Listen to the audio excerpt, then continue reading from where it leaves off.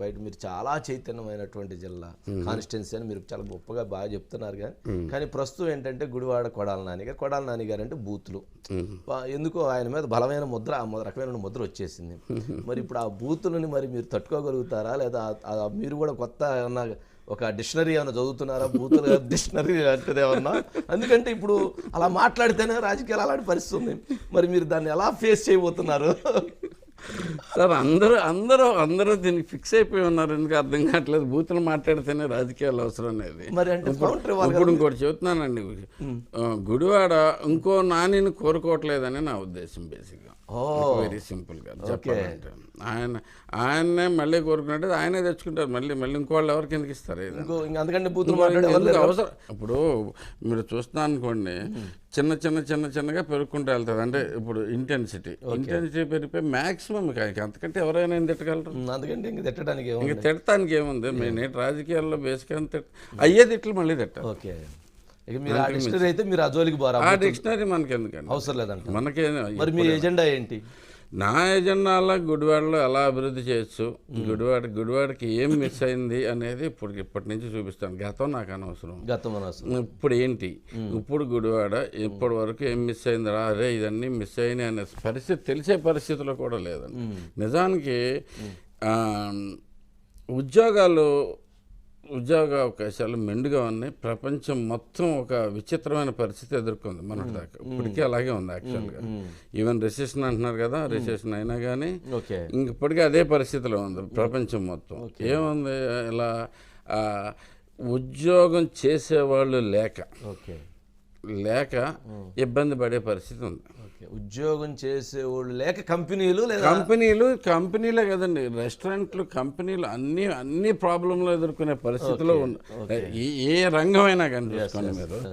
ఉద్యోగం చేసేవాళ్ళు లేక, ఓకే, స్కిల్డ్ పక్కన పెట్టండి. ఇంతకుముందు స్కిల్డ్ లేబర్ లేరు అనుకునేవాళ్ళు.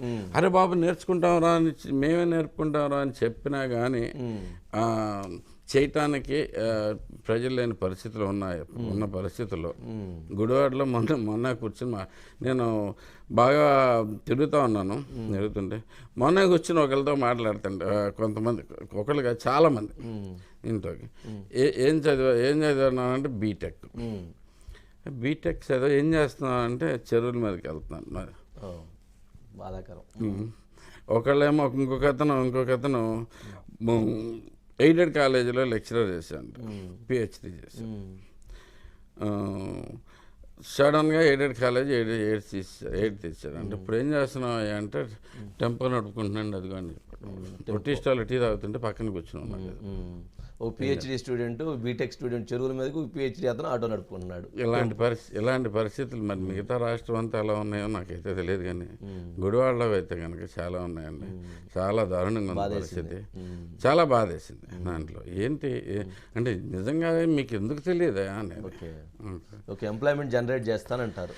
ఎంప్లాయ్మెంట్ ఆల్రెడీ జనరేట్ చేస్తున్నానండి. నేను మొన్న మధ్య ఒక జాబ్ మేళా పెట్టా for the first time. Okay, ఇంకా గుడివాడలో జాబ్ మేళా అపోజిషన్లో ఉండి ఎట్లా పెట్టారు మీరు? జాబ్ మేళా పెట్టడానికి ఏముందని ఎవరైనా పెట్టచ్చు దీంట్లో. అలా అదేంటి దానికి ఆంధ్రప్రదేశ్ రాష్ట్రంలో అది కొత్త చట్టాలు అట్లా లేవు కదా, విడిగా అట్లా చట్టాలు లేవు కదా.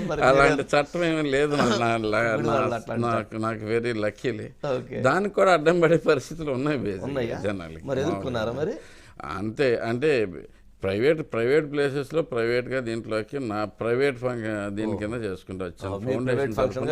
ఫౌండేషన్ తరఫున నేను తీసుకొచ్చి వెనుగండ్ల ఫౌండేషన్ తరఫున తీసుకొచ్చి ఒక 44 కంపెనీలు వచ్చినాయండి.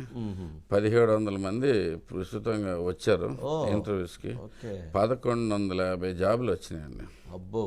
1150 జాబ్స్ వచ్చినాయి.